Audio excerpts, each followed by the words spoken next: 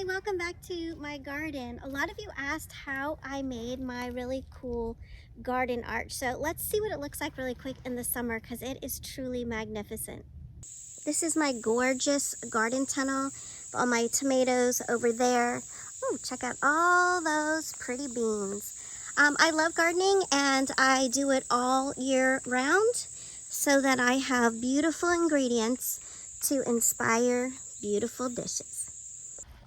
Before I show you how I attach the tunnel panels to my garden beds, I should point out, number one, I'm never doing wooden beds again. I'm always going to go metal beds. They last longer, they look pretty, and I like them much better.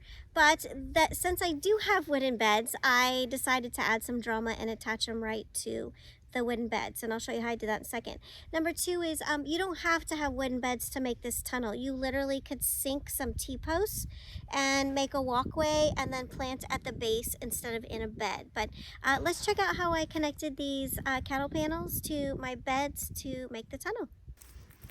All right, so the first thing that I did is I made the arch, and for one bed I have two 16-foot panels.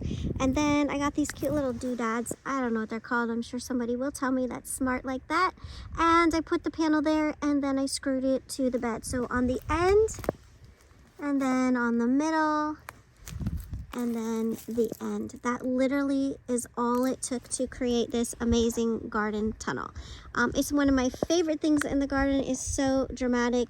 The way that I plant it is I have my garden boxes here, and I'll plant what I want to train to go up the tunnel at the back of the bed. So I'll plant the squash and peas and beans and all that stuff at the back, and then as it grows I will train it to go up the tunnel. That leaves me a lot of room in the front of my bed, so I have over 3/4 of the bed still to plant other things. So I'm literally doubling my garden space. Well, thanks so much for joining me today at Treehouse Garden. My name's Kimberly if you haven't met me yet. I hope that you like this video, you follow for more gardening tips, and stay tuned for some amazing garden to table recipes coming your way. Have a great day, and don't forget to seed the day.